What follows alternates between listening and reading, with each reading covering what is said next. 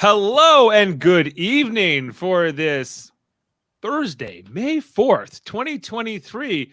We just finished the 26th episode of Big Brother Canada 11 here on Super Mater Brothers Podcasting, streaming live on Facebook, YouTube, and on Twitch. You might be listening to us in the audio version. I'm Dave Mater, and I'm joined with a fantastic panel here on the podcast tonight to break down not just this episode, this eviction episode, as we get to our final four, but also the week 9 in general, because we don't podcast on Wednesdays because we have Survivor. So we're also catching up on episode 25 here as well. As mentioned, I'm Dave. We got Jaemeel Robinson with us tonight. Hello. Reppin' the franchise on May the 4th. Yes. And we also got Josh Foster back with us after many weeks of hiatus. He's coming back to talk about this season with us. It's going to be... As you notice, my outfit is always the same. It's like a uniform.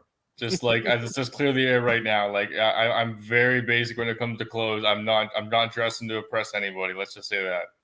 Well, you impress me, Foster. Don't you worry. I save on laundry. That's what makes me happy.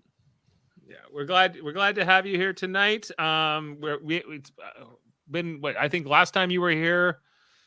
I don't know who was evicted, but Kuzi was still part of the cast. Kuzi was still in this cast and looked like she could win the season. That's no longer the case.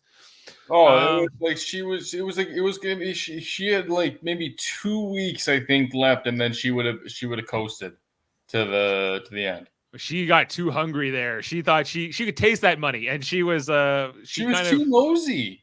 She's like, "What are you doing? Like, why are you following people? Why are you going to the HOH like so prematurely? Like, especially so obvious? Like, it's just it was just so blatant, and it's just her. And then to cap it off, her disrespect to Renee. It was like, are you kidding me? Like when she was on the chair. Oh my! Or going to the chair, it was like, are you like? Oh my god! Like my jaw didn't drop like Renee's, or not Renee, Shanae's did, which was kind of like funny, like because it was just, you know what I mean. But it was quite like her pride is getting in the way of her judgment right now. Yeah. Renee was Sam. What? Oh, talking tonight. What? Queen? Is she the Queen of Vaughn? Is that what she's the queen of? I don't know. Do you think we will get a Big Brother Canada 12? Well, I hope so. I think even though I think this cast in the season has been good, it could be better. I think that Jaemeel, I'm finding that I'm as we're down here in the final stretch. Now we're down to this final four after the Renee eviction in this episode. I'm feeling like it's not a lot to be excited about here. I fell asleep in Wednesday's episode. Yeah, this ongoing. I think that the story of the season, I think, is a lot of it is Ty and Claudia. Yeah. And I think Daniel described it in the Monday or is it Tuesday? Sorry, episode. He described it as like the weirdest showmance he's ever seen, and I have to agree with that assessment. Yeah, it rubs me the wrong way. It really does. It's just a relationship. It does. It's just it's so toxic. A lot of people are like, I think Ty is like maybe one of the. I don't know. I don't want to say great, but he's a notable villain. In terms of like Big Brother Canada, I'd say like he's just one of these people we want to root against. He's like a heel. He's a comp beast. He is very well spoken. Like he the way that he talks, he mumbles through his teeth. He's well spoken in the sense that it's well received by people. Right, like people really take to him, and people really like side with him, right? Because like he was just controlling like 2 alliances for what? It's been 2 weeks now since Kuzi left. Yes. Yeah. Well, yeah, Kuzi went out last Thursday, so. Yeah, so he just took over. I guess you all missed my. No, I watched it. I did watch your recap on Tuesday. Okay. I'm not. I felt like weeks before we had a conversation about who I feel is deserving of winning, and I said it was Kuzi and Claudia. right? And if there was a third person, it would be Ty. Has that changed from since like those couple of weeks? It's changed. Kuzi's not a part of the picture anymore, so it's Claudia or Ty. If anyone besides those two win, it's a disappointing season in my opinion. I do not value Daniel's game enough. I think Anika has been she is she is one victory better than Victoria from Big Brother. Was it 16? You mean Spacey V? That Victoria? No, I mean from Big Brother US 16. Okay. You know, she almost got picked up by a bird. Victoria. Yeah, right? She barely knew what show she was on. Yes, most of the time. Yeah, right. Ty, as terrible and as much as I don't want to reward someone who has almost quit the game, the fact that he has just seemingly dominated in the last 3 weeks practically has to be recognized. 5 veto wins in a row. Jeez. And he might win this HOH. He was already, and leaving on this episode tonight, he was in the lead in the HOH competition. So I'm gonna backtrack about this competition because I'm to quote someone who is not a queen of anything, pissed. Right? Because why do I have this? I have this. I just realized I had the Survivor background on. Yeah, you did. not the Big Brother one. Sorry, guys. Yeah. The last couple of days, Ty has been working with Claudia in terms of remembering his days, right? So he'll work with Claudia for like a couple hours, and then he'll go to Anika and Daniel and say, "Hey, I need help," and they would help him. They would help him with his days, and he's not good at it, but Daniel is better, right? And Anika, wait, sorry to interrupt. They do this competition before. No, like everyone, because like competitions repeat themselves constantly, right? There's always going to be a comp about days. Yeah. Sometimes there's multiple comps about days. It drives me nuts when you only get this one. So like in my book, if I was making the show, you can have one comp on what day did this happen or whatever. That's fine. But like I think it was the most recent US season. It was like when they get down, it was just like every competition was that, like, you know, and they would like bring in like the jurors to like tell you on this day I was whatever. You know? So typically, what you would see in a US season is they'll have a sit down one. They'll have like one that is a physical day competition where it's like, you know, on this day, blah, blah, blah happened. Get into your hamster wheel and spit it. How many days, you know, blah, blah, blah was, you know, in the house, right? And they'll have like a physical component. And then on top of that, they'll have the final, not veto, but the final competition, right? Part 3.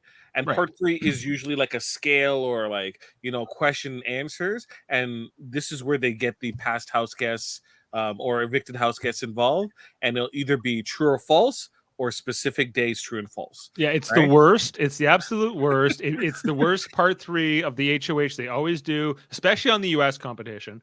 I'm like, can you get a new idea? You know, who is it? Allison, is it Grodner? She runs the US side, right? And on the Canadian side, it's Aaron Brock. These are the equivalents to each other. They're the head bosses, showrunners, respectively. And I'm like, you know, you don't have to do this same part 3 every friggin' year, you know. But I digress. I'm getting a little off track from this particular week and everything else. Please do so. Sam commenting here, people hate this season because of the live feeds, because there's no live feeds, but this is a good season. I think, Sam, you're largely right. I think that the season is good, or is as good as like Big Brother Canada 9 and 10 were.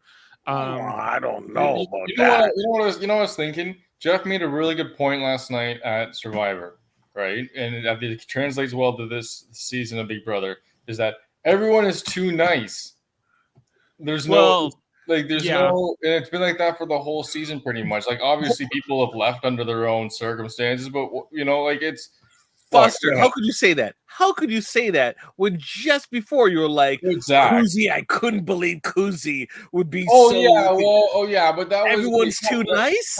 Exactly. I said that because I was surprised that she would do that. Like that was I like want some dirt on people. I want some dirt. Like I want some dirt on people. Like no, I know, but I begrudgingly respect Ty there because has not been a lot of that outside of like Ty, right? And Kuzi calling people out. Ty going, are you gonna keep Shania? Yeah. And then it comes time. Yeah, I'm using the veto. Anika, are you promise you're gonna keep the nominations the same? Yeah. And then it's like, why would you believe him? He's gonna do like Ty has been pretty obviously just looking out for the best scenario for him. So the question should be, hey, is Ty gonna help me out? It should be, does Ty's motivations align with what I want to happen? Right? That should be the answer. And the fact that it's like happened repeatedly, well, we're gonna try to vote Ty out, and then like he wins veto because they suck at like these physical comps, and then they get rid of all the physical players that could compete against him, so he has a clear path. And then when it's time, like I can't believe Claudia did not put him up. I cannot believe. You mean last week? Last week. Lisa. Like once again, like that was like the turning point where it was like she was going to really cut ties with Ty, because that would have been like the second time in a row, right? That he went up in a week in a row, whatever it was, and or third time, and because once again, like we found out like tonight, it was like this relationship is just dumbfounding.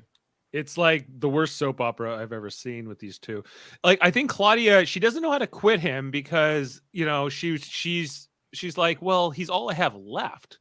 Especially after she kind of saw that Renee was probably going to go here. The fact that even last week that she wasn't able to convince Ty to not get rid of Shania, he had all the power. She put herself in that position. I do not blame Ty one bit.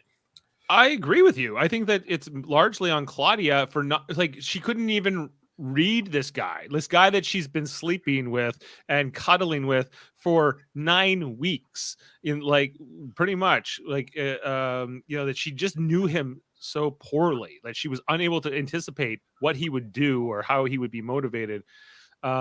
Is kind of like dumbfounding, and I think that's why I'm finding Claudia very hard to root for. When she was like breaking up with Ty and she was going off and working with Renee and Shania, I was way more in favor of Claudia as a fan cheering for her in this game.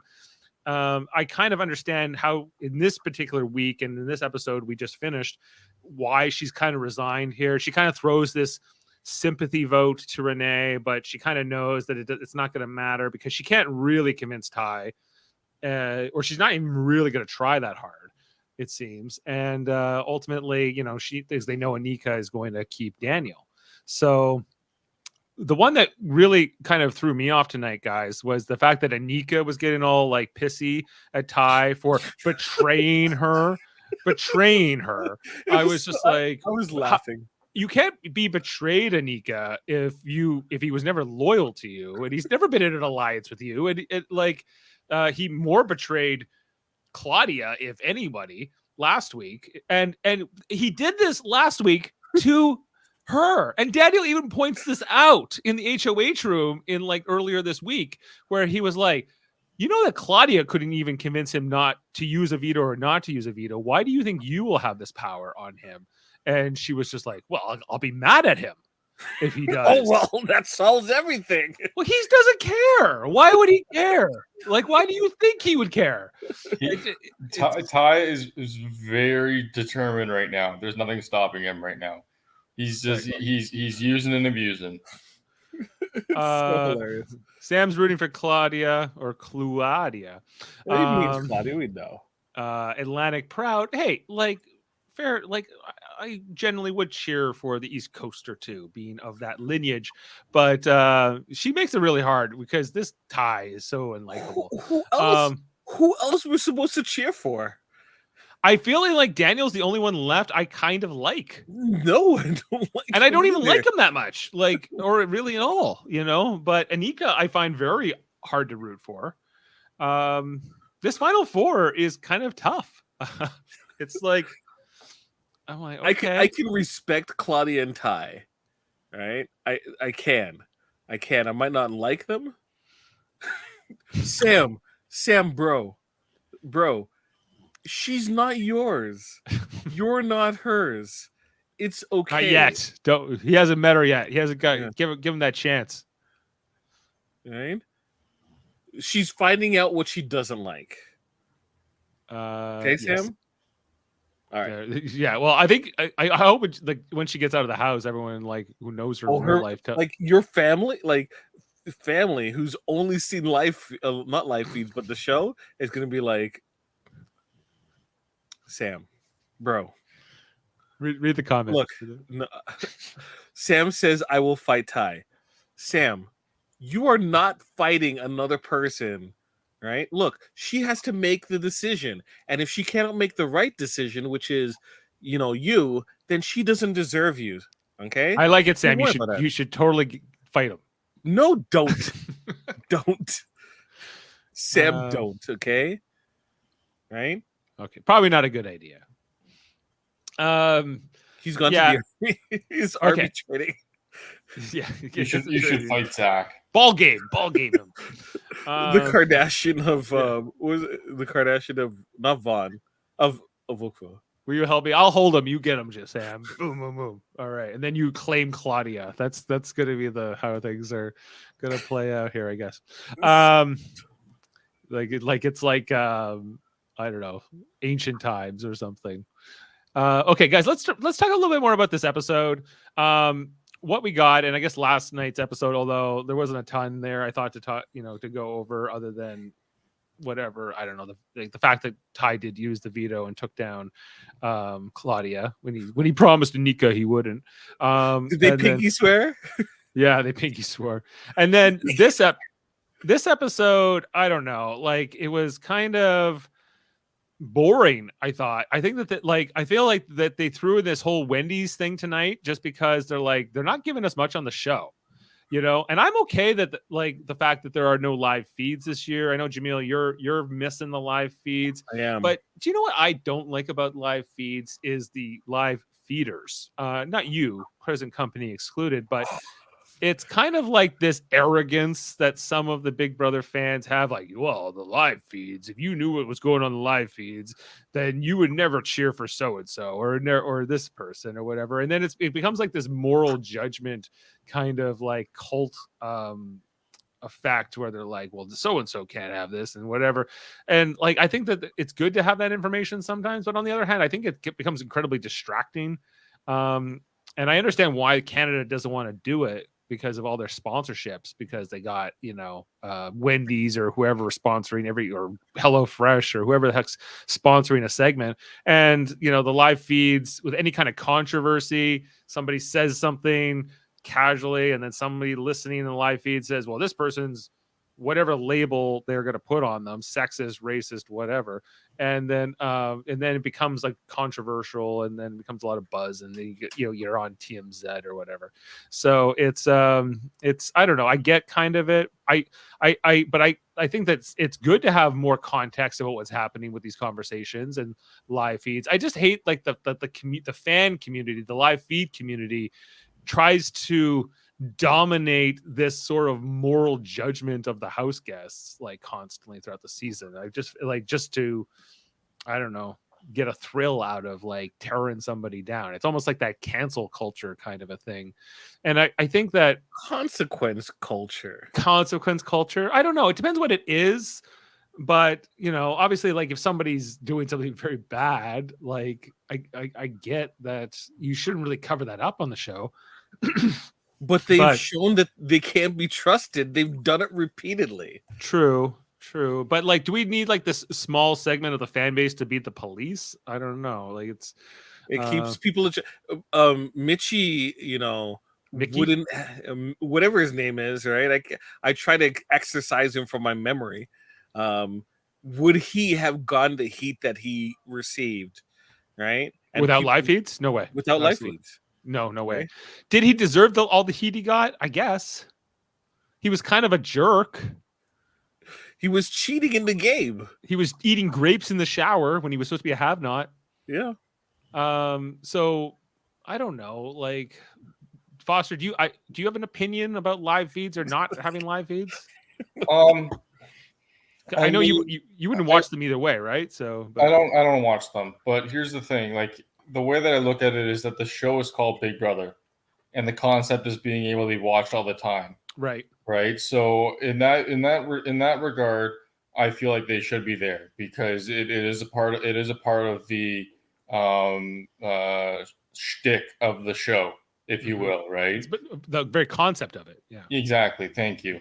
So I feel for Jaemeel because there are the fans that have been around for a very long time that are very used to it because it's what the show is about, right? Even though they have the 3 times a week, different competitions and votes and whatnot to show you what's going on throughout the whole week. It's still not enough for some people, right? Once again, it's a give and take, right? So on Jameel's side, they're trying something out, Jaemeel, obviously, right? I don't know if it's like if they just are choosing not to do it anymore, right? Like that's the problem is that they're not giving any information on that. It seems they're just doing it, which is frustrating because then you're left with questions, not answers, right? And with Dave, it's like, okay, well, at the same time, right? Like as a viewer, is 3 times a week is what we see enough, right? Is enough what we want to see, right? Because even like tonight, what we're talking about is like this episode was like, there's not much to talk about, right? There's a little slow. Like they threw in the Wendy's competition, right? And Competition. yeah, call that or auction, sorry, whatever. Yeah, We're not getting the auction of Survivor anymore. We're getting on Big Brother. Yeah, with Wendy's points. But oh, sorry, I lost my train of thought there. Sorry for kind of stepping in the middle of that. No, it's okay. Oh, geez. You were explaining that I was right, Foster. I think. Yeah. Oh, you're both right, but you're also both just complaining. So relax. I just feel like Big Brother was the type of show that you can enjoy in a multitude of facets. You have it's like people who watch DVDs and people who just watch the movie and people who watch the movie with commentary, right? And they watch it repeatedly. They have more insight in terms of like how the baby batter makes the baby. At the same time, yes, I do agree there is this constant witch hunt where it's just like everyone's like I don't want to say everyone. There are people who are like just looking to kind of like create a case as to why this person is bad, right? Why they don't deserve to be there, Not even like deserve and I said before, no one deserves anything. Okay? You're on a game show. You don't deserve it, right? You're like there's no one here who's homeless, right? All you have jobs, right? You're not dying, right? So none of you deserve it. There's no money owed to you. There's no entitlement here. No. Yeah, no entitlement, right? So whenever I hear that, I'm just like, no, that's BS, right? People looking for something to get angry for is wrong. People finding stuff where we should be angry about is different. Now, the problem is it could look the same, right? And you have to be I would hope intelligent enough, emotionally intelligent enough to understand the difference, right? Unfortunately, you have Twitter as basically the most vocal area of this happening. And yeah, it is not it wasn't a good place before. It's much worse now. So like, and I think like we're all kind of on the same points here. It's like I think I would like to have live feeds back if it wasn't such like like this witch hunt is probably the right word, because it's kind of like, well, we got to separate the house guests into good people and bad people who whatever. Like I guess we always do this no matter whether we're watching the show or not. Everyone's bad. You can Everyone make a case sucks. for all, right? Everyone sucks. Okay, if I'm on the show, I'm gonna suck. Like, well, if you're being watched 24/7, but you're not in this case you're not and like when Arissa says they don't know that. yeah, did they not know that they have no They live don't feeds? know this. Oh, they don't know this. Okay, well, next season they will know this. Yeah. So, but what's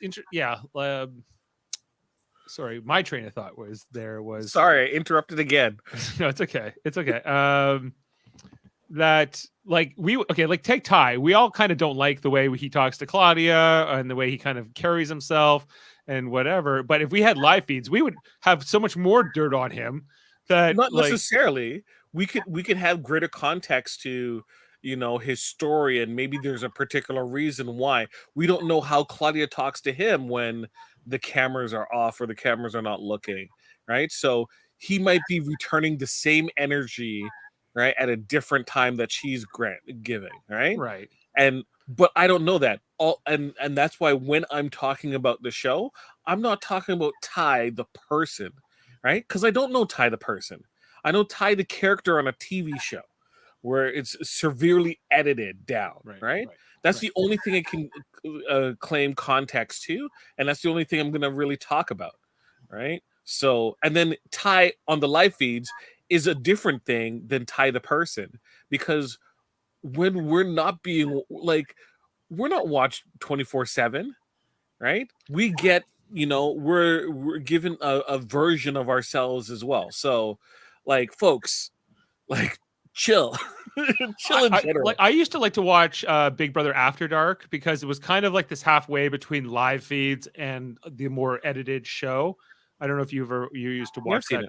Yeah, and it was kind of like you just see them like hanging out. It was kind of like live feeds, but not like a 24/7. It was kind of more of an edited version of live feeds. But you get a good idea of social dynamics as well. Yeah, you get a better sense of like when these people are just hanging out, how they kind of interact, especially in the early phase when there's more house guests and everyone's getting to know each other more. So I wish we had more of that. I think that's why they gave us the digital dailies. That's them trying to, but like that's not really good enough either.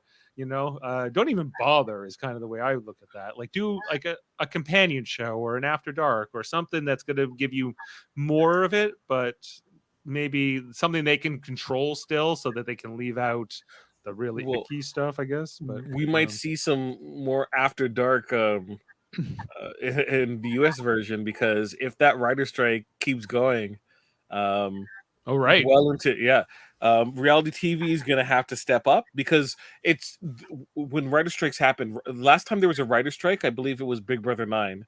It was it was like the late 2000s. I think was the last time. Yeah. Maybe 2008 or something. They got Big Brother 9 out of it, which is considered one of the better seasons, right?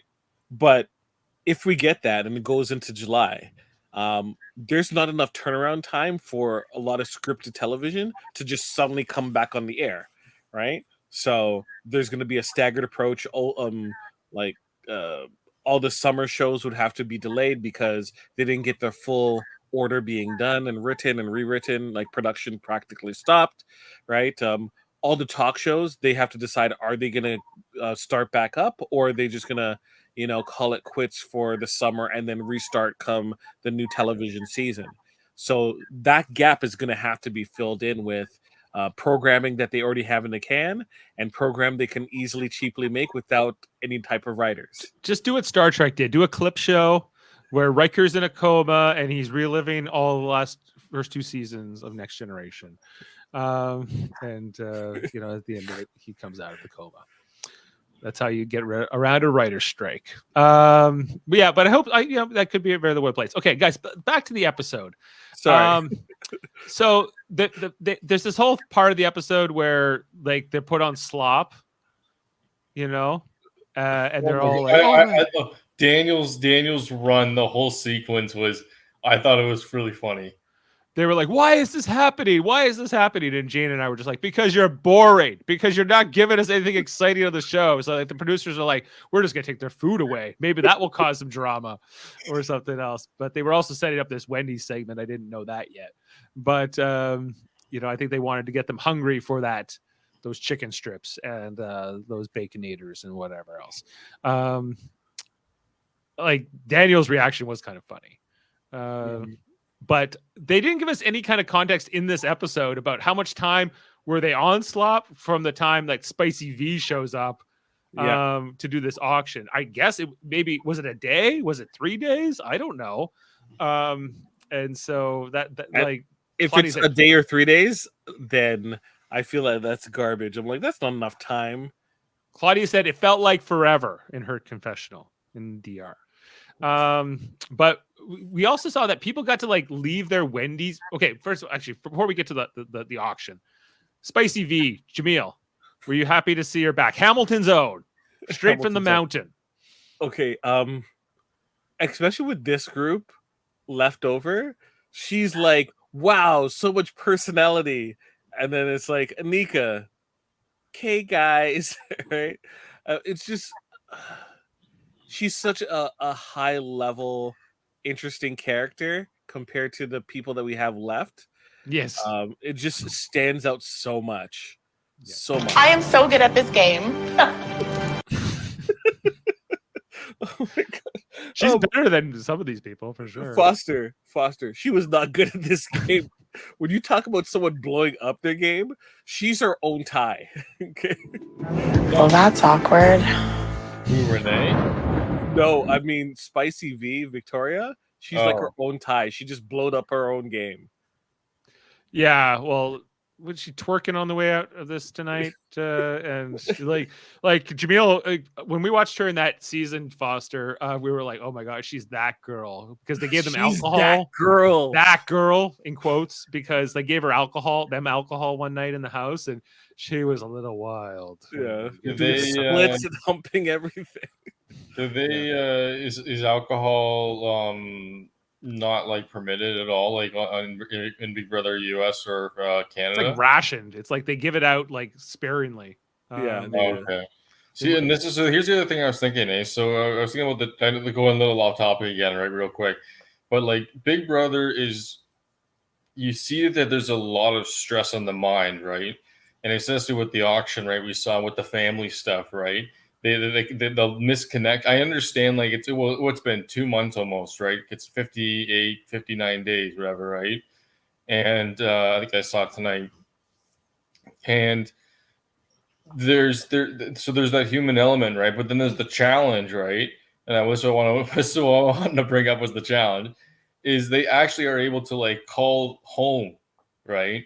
Like they have those breaks as well, right? They in the auction, there was a video from home, call. And on the show, the challenge. On the challenge, they can actually they can not regularly, but like they can call like video calls home, right? And they go out in public, and it's not as secluded or isolated. Like they keep their challenges away from people, obviously, right? But it's not as sequestered. Like, even though you're going, like, even for Survivor, even though you're going down to Fiji or whatever, not Fiji, it's Fiji. Yeah, it's Fiji. Yeah, Fiji. And you go down to Fiji, right? You're still in a bubble. You know what I mean? It's still like kind of like covered, right? It's not really a part. You're not really like it's controlled. It's a controlled environment, is what I'm trying to say. And with Big Brother, with the cast, there's nothing else going on, so the stress of the game is just like, well, there's these people that are just here, and there's nothing like you see it in Anika, and you see it in Renee, and you see it even in Claudia, because she's holding on to Ty, right? Because seems like she can't cope with the game without him for some reason. Well, I think you need a whole team of psychiatrists to analyze that relationship, especially from her perspective. I get it from Ty's perspective. He makes complete sense to me, but Claudia doesn't make a lot of sense to me in terms of what she sees in this guy. But love is love, I guess. What are you gonna do? So we're at the auction then, right? The auction. Okay, the fact that Ty had so many more points than everybody else. My goodness. He had 30,000 points, guys. You know why he had that many points? Because Kuzi gave them to him. Yeah, Kuzi gave it to him. Kuzi had 10,000 or 16,000 when she left the game, and so she gave like all those to Ty. Yep. Ty, who I don't know. Why? I don't. Why did she give it to Ty? Why did she give it to? Because she's mad at Daniel and Anika. Nika. You heard her. She's like she was tired of carrying them on her back. Oh yeah, well to be I don't know. Yeah, we need to talk about the jury segment too, but yeah, like this she gives all these points. So Ty could have bought every reward here, and they couldn't have even touched him. He could have bought the phone call. He could have bought the video message. We saw that he did buy all that Wendy's, and I don't know if he was allowed to share it with the rest of them, or if he did. That was not shown either. Would you have shared it with them? That much food, I think so. Yeah, like yeah, I probably would have caved. Yeah, if it was just one Happy Meal, maybe not, or whatever Wendy's version of that is. But you know, like the fact that it was like enough food for like a party of 10, and there was only 5 of them. I think it was very plausible. He could have shared it. He gave one of the chicken strips to Spicy V. That seemed like it was within the rules. Did wait, hold on. That was under contract, probably. That was like her bonus or her tip. Yeah. Did he give it to her, or did she talk about it and then take one? Well, she talked about it and took one. That's how Spicy V rolls. She didn't ask. She's like, "Ooh, look at that! Taking a chicken strip for the road." Nothing is rigged. Yeah. I did laugh. I'm like, that's hilarious. I could just see the producers like, you were supposed to do that. It's like, what are you gonna do? Everything that happens is so real. It just happens, you know. That's your Spicy V. The Anika phone call with her mom, I guess, seemed like piped in and fake. I'm like, is this real? Is this like really happening? It felt like it was like, yeah, like did they record her mom's side of the conversation, or did they get her to like re-record her side of the conversation and then they edited it into the episode, or the mother did not truthfully did not know English and just was repeating the same things over and over again. Perhaps. Yeah, it was a bit of a weird call. Yeah, but she was, and Renee almost bought it or whatever. And like, I was like, why don't you guys use, what happens? Do you want to save these Wendy's points for later? Are you going to need them later? Like, do you get like a gift card at the end of the season with all your points on it? Like, what was there? Like, I guess like they didn't want to use up all their points, but like there was no real like indication that they were going to need these after this moment. I didn't understand. Like, okay, Foster, maybe you'll appreciate this, but I like, even though Ty has more points than me, you should still try to push him, right? Yeah, well, don't just give up. I think the biggest problem was, and this is kind of my immediate reaction when the auction ended, was like, that's it. I thought there'd be more. That's the rules. Like with same thing with Survivor. When Survivor does its auctions, they have their prize allotment. They don't tell you when it's coming to a close until it's over. No, I know. I understand that. What I'm saying is that I expected it to be longer. I expected there to be more prizes because it seemed like you said, because there was still a lot of points to be had, right? So if you go by the minimum bids and they weren't going like up, like even like you should be like, if there's no live feeds off camera, be like just so you know, there's only this amount of prizes, because it's just like, because then they're left with these points, right? Unless you make it clear, like unless we're supposed to be talking about it right now, maybe that's the point. Yeah, it's like more Wendy's conversations. Wendy's I did have the breakfast, Jaemeel. You wanted I did have one of the breakfast items. I was very excited. I did not get a drink. I just got did I get a coffee? I can't remember. Did you get those French toast sticks or whatever they had? No, I didn't get that. I just got it was the croissant, sausage, egg, cheese sandwich thing. No, wait, no cheese. Gotta go for the breakfast baconator. That's how it goes. Oh, there. Sorry, so I was impressed. Ooh. Because a croissant fast food is very hard to produce, in my opinion. I'm serious. Like, I don't think like Tim Hortons is okay. Like, I think it gets hard and it gets very quickly. Have you read Burger King's croissant? No, I have not. It is an oily mess. Okay, well, this is not. Well, this one was not an oily mess. It was good. Okay. So I was impressed with that. I'm looking forward to having the breakfast baconator, and I'm looking forward to having the French toast sticks my next time. So stay tuned for the part 2 review. But Okay. it's basically the overall summation of part 1 is that I'm looking forward to the next meal. It's trending upward. He's going back, guys. So He's going back. The Trending up. sponsorship worked. It got Foster at the Wendy's breakfast. Was there anything else in that part one? We're having multiple parts. Yeah. Was there anything else in that auction that stood out to you guys? Like, I thought it was a little like it was over very quickly. So it was 1,000, 3,000, the Wendy's, the call from home, the conversation with Ty, Yeah. and then the jury video, which was not done this episode. So does that mean they're doing it later then, I guess? Like, how does that work? It's going to be this upcoming week because this is the final week of the show. I wonder, like, Daniel should have went all in on that one. Plea to the jury. Yeah. Oh, and then okay. Well, let's talk about what's his name? Ty. He bought the right to talk to Tashawn, another Ty, the winner of Big Brother Canada 9, the Spicy V season. Jaemeel, as somebody who knows I was like, how many Wendy's points would you have bid on a chance to have a strategy session with Ty? Tashawn. One point. 1 point. His answer, it seemed like his advice was generic.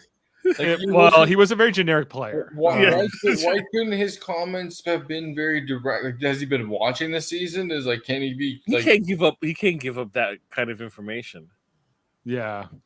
Well, I guess he's coming with a different perspective. That's fair. That's true. I had Tashawn that season in the draft, and like he was hard to root for. You know, You won that season, Dave. I won that season, but what pick were you? I think I was like first. I think I took Tashawn first overall. Oh, 2 ties first overall. Who did I pick that season? Hold on, let me pull that. Yeah, let's break it out. You might. I think you had Kiefer, which I'm happy about. That was 9. Big Brother Canada 9. Here we go. Yeah. So Jaemeel. Sorry, I took Tashawn at number 3. Yep. Jaemeel, who did you have? You had Spicy V, and you had Julie as well. Does everyone remember? Oh, Julie! Remember, Julie was the who? second person. Was the second person voted out? Yeah, she was evicted on day 2. Yes. No. Well, first then. Day and 2. Then the other guy was the. I'm happy I picked Spicy V. I'm happy I picked Spicy V. You took Spicy V with your first pick, I think. You took Julie with your first pick, and you took Spicy V with your second pick. Yeah. So, yeah. Anyway, I had Tashawn. I was like, is there a chance that Tashawn and Ty already know each other from like, I don't know, just Toronto scene and Toronto, like, I don't know, personal trainer scene or something like that. I don't know, like Instagram model types. I don't know. I've had a feeling like these two. My question is, why isn't it Big Brother Canada doing the, oh, you're a personal trainer, I'm going to vote you out first? Yeah. Like they do in the States. Yeah, they always want. They usually want to vote out like the people who are like professional trainers or whatever like that, right? But not so much in Canada. I don't know why. And don't like. There's this basketball connection, I think, as well between Tashawn and Ty. But they didn't bring that up on the show. They're just both players, both ball gamers, if you will. I don't know. I thought you're right. The advice was generic. I think the only thing Tashawn said that I thought was it was still generic, but at least it was true. He was just like, he's like, well, you don't win this game. This game's awarded to you. So you have to get those jury votes and you have to kind of get like when you're at Final Five, figure out who your biggest threat is and get that person out. And so he decided tonight, Deshaun, that Renee was a bigger threat to him than Daniel was. So was that correct? If you're tied, would it have been is it better if you're tied to keep Renee in the game or to keep Daniel in the game? We obviously know what happened, but Renee. I see. Yes. No, I think that Renee would. See, like on a personal level, Daniel is liked by everyone, right? But from a game perspective, Renee's done more. I think she has, because she has a story in terms of like, well, I've been on the block all these times, but yet I haven't gone home. And she was an HOH. Yeah. Which, okay, people saying that, oh, she was on the block and she didn't go home means she has a good social game. She does not have a good social game. When you saw everyone react to her winning HOH, the entire jury was flabbergasted, right? And not even like, yeah, she did it. They were like, really? Like her? She was responsible? Like, they don't respect her as a player at all, that jury. The girly pops did, kind of, right? But if Shania was being honest with herself, she didn't respect Renee. Daniel right? is not. Well, I know, but like I just feel like you could talk more about Renee's game than you can Daniel's game. Like I don't think there is much of Daniel's game, to be honest. Like it's just like he won a POV and he saved Ty, and which was a secret, so most people don't even realize he did that. And he exactly. There's stuff that did happen, but it once again was not shown on the show. Well, once again, like this is a part of the issue, then, right? So, like, he's been, working behind the scenes, working against Kuzi since the very beginning. He even had an alliance with the girly pops for a time. Like, he's been doing a lot of work, but the thought process is, and I can understand Kuzi's position, is if all that energy was spent towards kind of strategizing and working with the crown, then who knows what could have happened. And the fact that it's a who knows situation, you can somewhat understand why there is misgivings about the situation. You can't have it both ways, where you were using all this energy to like put yourself forward, right, when other people in your alliance were like really thinking about the alliance first and foremost. Yeah. I think like the crown, like I think sometimes you can be judged based on like the quality of your alliance. To remember Faute. 5 of us till the end.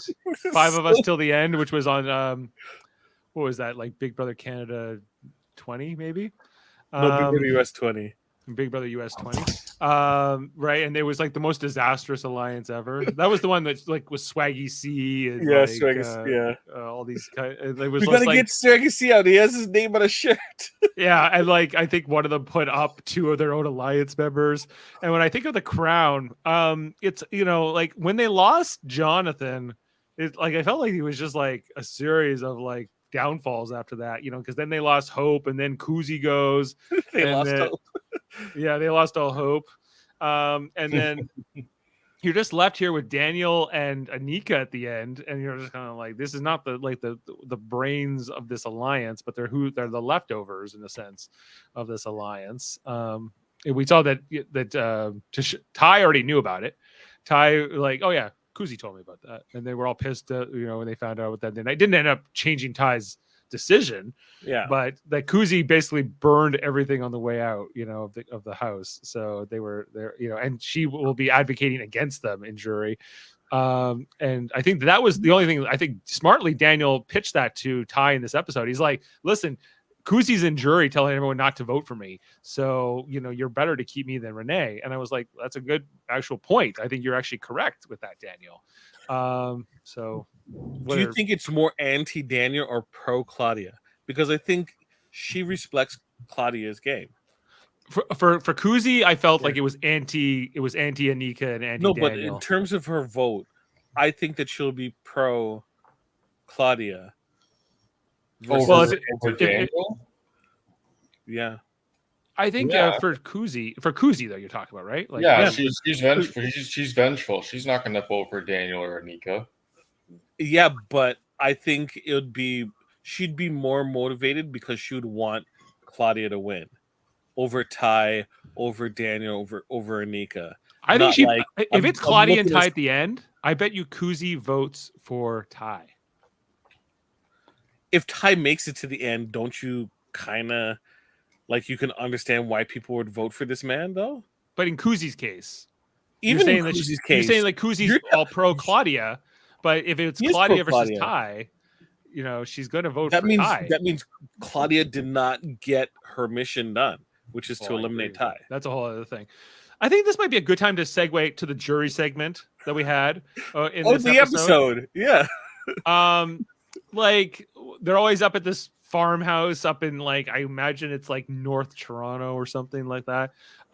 It's like maybe up in Muskoka. I'm not sure where it is exactly, but we saw that, both Kuzi and Shania come into this, but we also kind of got a little bit of what was going on with the other segments. We see like, Santina and Dan S doing yoga, Hope and Jonathan. These two love each other. Like I if I was Jonathan's wife, I'd be concerned about how much Hope likes Jonathan.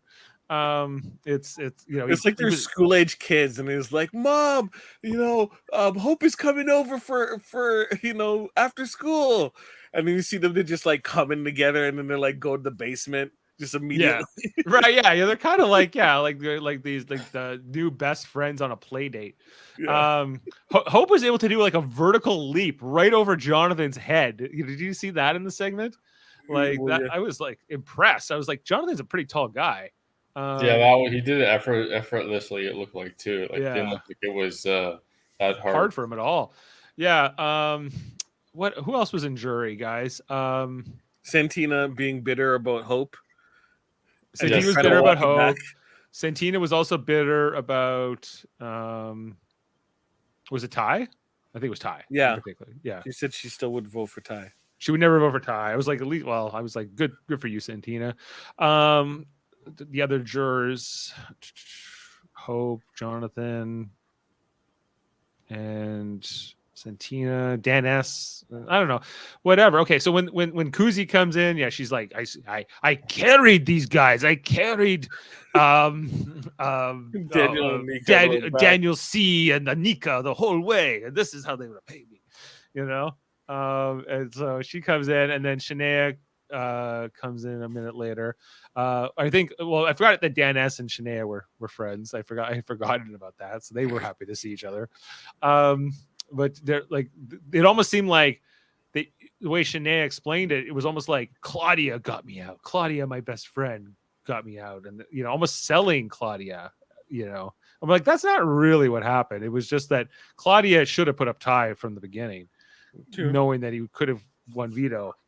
But again, I still think that Anika is twice as dumb because she just watched this go play out with Claudia, and then she does the exact same thing and doesn't put Ty up. Ty wins the veto and doesn't do what Anika wants. So it's Anika would try to kick Lucy's ball on football in Peanuts. It's like, right after Charlie Brown got fooled. Yeah. Don't worry, what I did to her, what I did to Charlie Brown, I won't do to you. Yeah, like anything else in that jury segment that stuck with you, Foster? Sorry. No. Sorry, Foster. Yeah, no, I think that's probably all I have to say, about this week, and about like we can look ahead to this Final Four. It looked like Ty. I bet you Ty will be the next HOH. I strongly suspect he will be. I think it's ironic as hell if Daniel helped him learn his days and ends up losing to Ty here. And if Daniel goes next, which he very may well be the one to go, I think that the irony is amazing. So, but let's say Ty wins, and who's the most likely evictee with a tie HOH? It's probably not Claudia, right? I think that it'll be Anika. If Ty if Ty's smart, he'll vote out Daniel. But Ty doesn't get to vote. If Ty wins the HOH, he'll No, get I to know, vote. but he'll sway Claudia to vote that way. Right. In the final four, it's always about the veto too, right? Yeah. You know. I was wrong earlier last week. I apologize, saying that the veto is the most important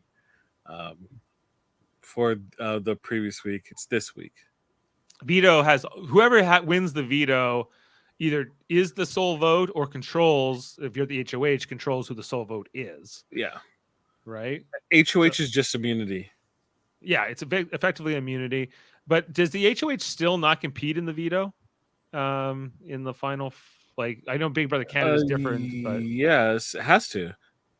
yeah, all four of them will 2 weeks. compete? Yeah, wasn't last week the last time? They played POV tonight, so yeah.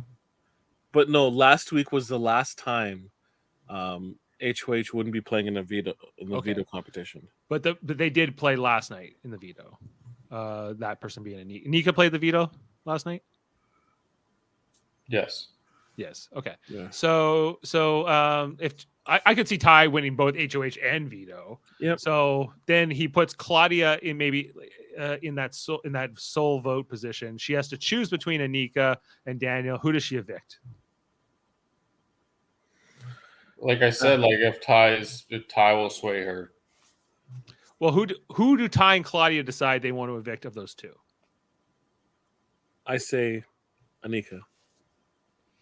But isn't Anika less of a threat to win than Daniel? It's not the matter of less of a threat. It's who's going to take you. Well, who's going to take who, I guess, you know? Claudia would take Ty over Daniel. Would Claudia take... Who would take Anika to final two of these of the other three, you know? Worst case scenario, Daniel? Just Daniel, right? Yeah. Possibly. Is Daniel the bigger jury threat than Anika? I think so. Yes-ish. But it's not a lot, right? No. I think Kuzi would have a hard trouble voting for Anika. Because if you have problems in terms of how Daniel played the game, at least Daniel was playing the game. Right.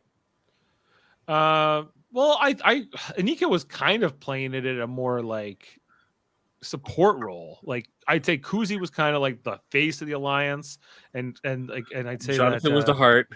Yeah, Anika was kind of like the consigliere. She was kind of like Kuzi's advisor for a lot of it, I felt like. And then when Kuzi kind of turned on them, or they turned on each other, a week ago, all that fell apart and they became very bitter and angry at each other. Who was carrying who? And that was the kind of the thing with the alliance guys, is that they kind of burned down the alliance over bitterness. And I was like, when next week, you're only going to have each other. So probably, right? Because, and I think that's what Claudia sort of ended up in a position of. Like, she's like, even as much as she doesn't necessarily like Ty, or she's got these conflicted feelings about Ty, I think she's like, at this stage of the game, she's going to trust him more than she's going to trust these other two.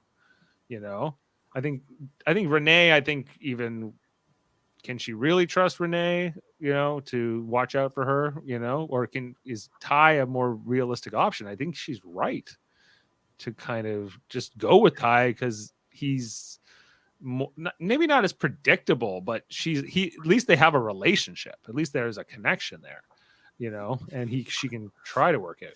There's just going to be a conversation that has to happen where they're going to want to know which was part of his, what was part of which, what does his game look like? Or was she swept up in his game? Did she have her own game? Yeah. Some interesting things to consider here. That last question before we sort of wrap this up. Foster, who do you want to win, and who do you think will win? I want Ty to win because I have the first pick, and I want that glory. Who I think will win is Claudia. You think Claudia will win? Okay, and same to you, Jaemeel. Claudia. Who should win? If things progress the way they are, Ty. You think Ty will win? I want at this moment Daniel to win. Mm. And I Uphill battle. think Ty will win this season. The guy who nearly walked out of this game was Zach before he realized it was just a game show over Hope getting a letter stuck in his sock from his girlfriend. This would be the greatest thing ever if this guy who nearly walked out over the most trivial nonsense. If he just waited a couple of weeks, he could have got one for, for just some fake points. If he just a couple more weeks. Yeah, I think that would be just this poetic story to the season. Okay, and so next week, Jaemeel, you and I and Jeff and Jane, we're all going to be at the finale in Toronto. We're going to see the live Rob Has a Podcast coverage. Yep. Foster, we won't necessarily talk to you that night. We might. No, I'll be. Well, I won't even be watching. Unfortunately, I'll be on the road going up north for the first weekend of many for the cottage this year, but it'll. I don't have the social media to spoil it for me, so I'll get to it when I get to it. Okay, well, I'm looking forward to it though. It's just unfortunately the timing. Yeah. Well, then I guess this is our last podcast together on Big Brother Canada 11. So for the season. So hey. It's been fun, and we still have a bit more to go because I know we have ball hockey on Tuesday. So Jameel's probably going to be giving some kind of a recap that night if he's not busy. I should be. And then we have Survivor Wednesday. We'll talk there, and maybe we'll just talk a little bit about the end of the season. But yeah, like next week in Toronto, a week from tonight, we'll be down there. Maybe we'll get to meet some of these people, Jaemeel. Maybe we'll meet Hope. Do you hope we meet Hope? No, I want to meet Jonathan. Jonathan? Okay. Well, who knows? We might meet Kuzi. Big Daddy K. I'll put it, Sam, if I meet Claudia, I will put in a word for you. Okay. Yes. I'll say, this is guy who wants to fight Ty for your heart, and I might help. So if you're open to that, you can find us on the Super Mario Brothers podcasting several times a week. Okay, well, thanks, guys. This has been fun breaking this all down, talking about this season. Thanks for, of course, being with us. If you didn't know, we're also covering season 44 of Survivor right now on Wednesdays. As mentioned, they're just got 2 weeks left there, so we got next week and the week after that to cover, and then Big Brother USA season 25. Is that what we're coming up to? We'll be like sort of end of June that will be starting up. It's a quarter quell. It's a quarter quell, yeah. So watch out for that stuff in the near future. But this Sunday night, we're also going to be talking about the other thing we'd like to talk about on this channel, Marvel. We call it the Mary Mater Marvel Society. And we're going to be talking about Guardians of the Galaxy Volume 3. That will be our next Marvel podcast. So check that out Sunday night. We'll be live streaming that with Davan, breaking that stuff down. Jameel's coming back from Chicago that day. So hopefully he's able to come meet us back. We'll understand if there's some delay or whatever, we'll certainly get on. I still got to buy my tickets. Yeah, I have mine already, so I'm good there. Well, I still need to figure out which theater in Chicago I'm going to be watching it. Yeah, they'll have theaters in Chicago, so you'll be okay. Well, I want to see the good theater. Yeah, well, of course. And then, if you didn't know, we're part of this channel is part of a greater network of podcasts called the United Federation of Podcasts, which has Jaemeel and myself and many other great podcasters like Davan Skelhorn, Chris Murphy. We got Andre Mayette and many others who are part of it. My son Eamon has his own podcast called Eamon on Track. Going to be doing a podcast soon where that's like album reviews he does with different guests. I think Adam Woodward's going to be on next, and Jaemeel, if he can ever decide on an album, will also be on that show. So check that one out. There's Hold Up, a movie podcast every second Wednesday with Murphy and Davan, which Jaemeel was on last night talking about heist movies like the Pink Panther. We almost hit 4 hours. You guys were you were already on when we came to do the Survivor podcast. And when I finished the Survivor podcast, you guys were still going. Yeah. I was like, wow. I was like, so the first movie we spoke for 50 minutes and then all hell broke loose. I haven't listened to it, so has there been a lot of disagreements? We were actually agreeing in the second movie. The last movie we disagreed with. Oh, okay. There you go. So 3 movies where they're in a different theme. They all talk about it. Check that out on Hold Up. Davan and Andre, for that matter, have the X-Men, the animated review show. It's called X-Rated every Tuesday, where they talk about that cartoon show. But they've also interviewed voices from that show, like the voice of Storm, the voice of Rogue, different artists, the creators of the show, Erica and Julia Leewald. It's a great podcast, and they're going to be pulling that into X-Men 97, which will be coming out in the Disney Plus later this year, the continuation of that great cartoon from the 90s. Graphic Histories podcast with Andre Mayette, where he interviews people from comic books and film and different things, audio format only. And speaking of which, we have another audio only format, which is called the Hellbound podcast. Michael Chan, Alex Blackburn on Wednesdays talk about horror movies, horror festival related events, some role plays. If you like horror, it's a podcast for you. And also Trivial Debates, a monthly show where we argue about movies, TV, sports, and more. Coming up very soon, May 14th, Chris Seymour set to host the next edition. And I might be in it. We'll see if I'm going to be a competitor or not. But we're going to have, I think Davan and Eamon are going to be in the mix for that at least. If we can get a producer, I will perhaps be in there too. As well as we have Star Trek theme channel called Live Long and Podcast, where we have all kinds of different Star Trek podcasts. So many Star Trek podcasts. We're talking about Star Trek Enterprise. We're talking about Star Trek Deep Space Nine, Star Trek Picard, Star Trek Strange New Worlds, Star Trek Radio Theater, which we just put out our edited version of Star Trek V, The Final Frontier today, or was it yesterday? We finally got that published. I don't know if you had a chance to listen to that, Jaemeel, but your Scotty was immaculate. So, can't hear you.